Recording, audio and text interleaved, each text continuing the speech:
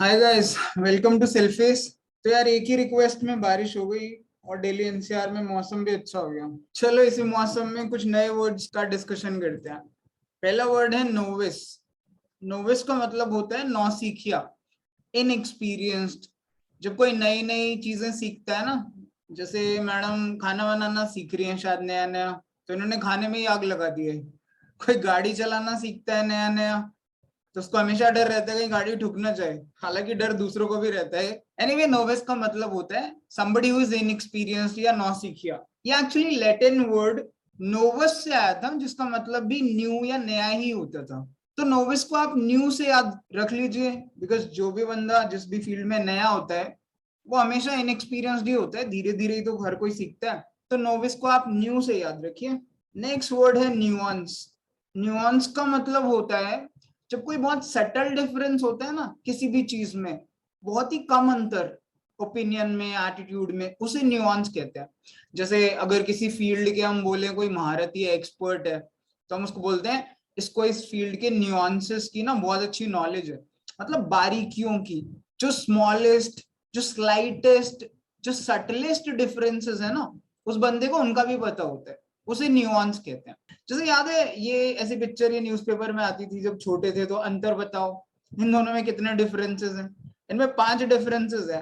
निकाल के बताना कमेंट बॉक्स में कि कौन कौन से डिफरेंसेस हैं। तो ये न्यूआंस ही है कि क्या क्या डिफरेंसेस है। जैसे कलर्स है, अब मेरे लिए तो ये सारे पर्पल है, लेकिन ये पांचों डिफरेंट कलर्स है क्योंकि इनमें काफी सटल, बहुत कम डिफरेंस है। लेकिन तो ये न्यूआंस होता है। न्यूआंस भी एक्चुअली न्यू वर्ड से आया, NUE। मिडिल फ्रेंच में इसका मतलब क्लाउड होता था, बादल। अब न्यू से न्यूअर बना, NUER। न्यूअर का मतलब था शेड्स ऑफ कलर। जैसे जब बादल पे सूरज की किरणें पड़ती है तो अलग अलग से कलर निकलते हैं ना, जैसे बारिश के बाद भी खासकर जब रेनबो बनता है वो भी अलग अलग कलर्स होते हैं। तो न्यूअर का मतलब होता था शेड्स ऑफ कलर, उसी से न्यूएंस आया कि अलग अलग शेड्स ऑफ कलर। उससे फिर फाइनली ये नया वर्ड और नया मीनिंग निकल के आया कि ऐसे कलर्स या ऐसी चीजें या लोग या ओपिनियन जिनमें बहुत कम फर्क होता है, बहुत कम डिफरेंस होता है। न्यूआंस को याद करने के लिए न्यू हैंड्स से याद कर सकते हैं, न्यू इससे ट्राई कर सकते हैं। जैसे ये पिक्चर देखिए, न्यू हैंड्स मतलब अब ये सारे हैंड एक ही जैसे तो है, क्या फर्क है? बहुत ही स्लाइट डिफरेंस है, कलर का डिफरेंस लग रहा है इनमें। सिर्फ याद करने के लिए न्यू हैंड्स, और हैंड्स में कुछ डिफरेंस नहीं है, सबका एक ही फंक्शन है।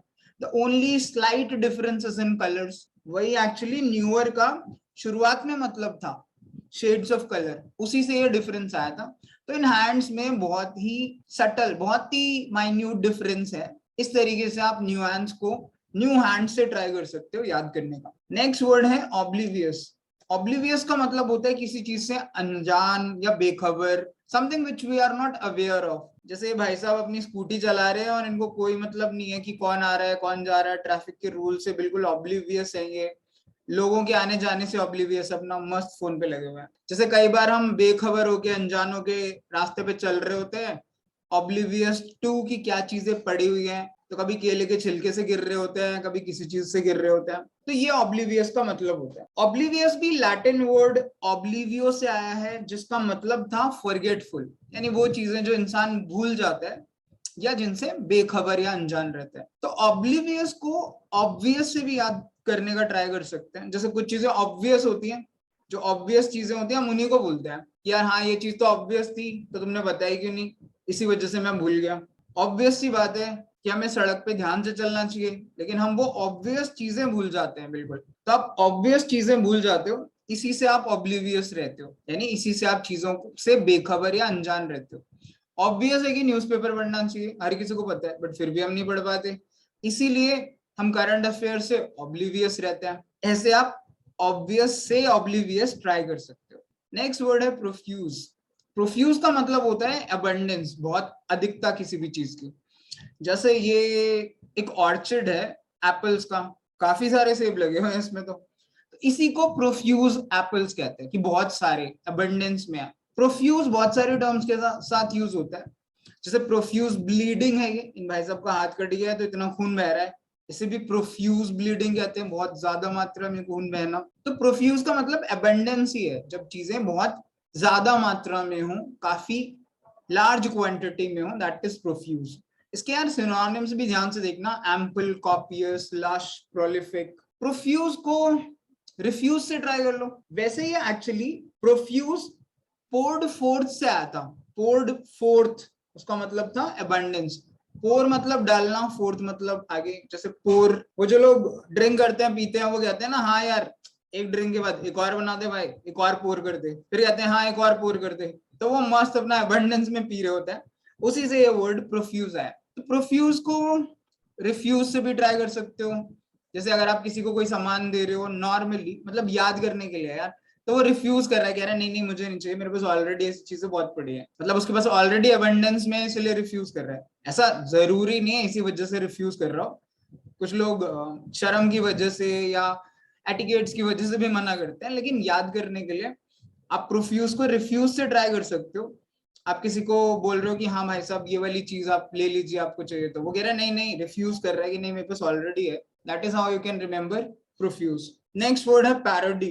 पैरोडी का मतलब होता है जब हम किसी का मजाक उड़ाते हैं ना, हास्यपूर्ण व्यंग, जैसे सेटायर बोलते हैं। हालांकि सेटायर और पैरोडी में थोड़ा फर्क होता है। कैरिकेचर ज्यादा क्लोज है पैरोडी के। बेसिकली हम उसका मजाक उड़ाते हैं, उसको कॉपी करके, इमिटेट करके। जैसे ये चार्ली चैपलिन है हमारे, जो हिटलर की पैरोडी कर रहे हैं, उनका इमिटेशन करके थोड़ा सा मजाक कर रहे हैं, मजाक बना रहे हैं। ये हमारे मैकडोनल्ड का लोगो है, ठीक है। मैकडोनल्ड हम जितने बर्गर खाएंगे तो ये उसके लिए पैरोडी है, उतना वेट आई एम गेनिंग। तो ये सब पैरोडी होता है, मजाक है। पैरोडी भी actually para plus O D E, ode से आया था। पैरा का मतलब उस टाइम पे मॉक था, और ओड का मतलब होता है सॉन्ग या गाना।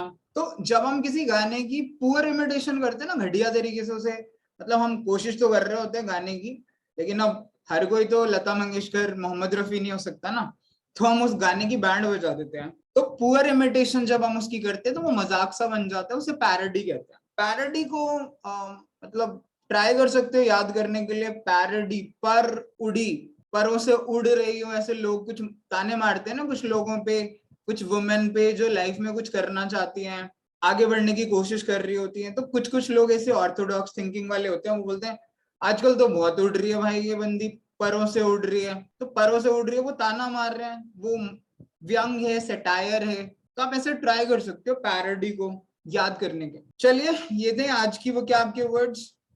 आई hope you like the words, so do like, share and subscribe to the channel. Next video में मिलेंगे कुछ नए वर्ड्स के साथ। तब तक के लिए बाय बाय, टेक केयर।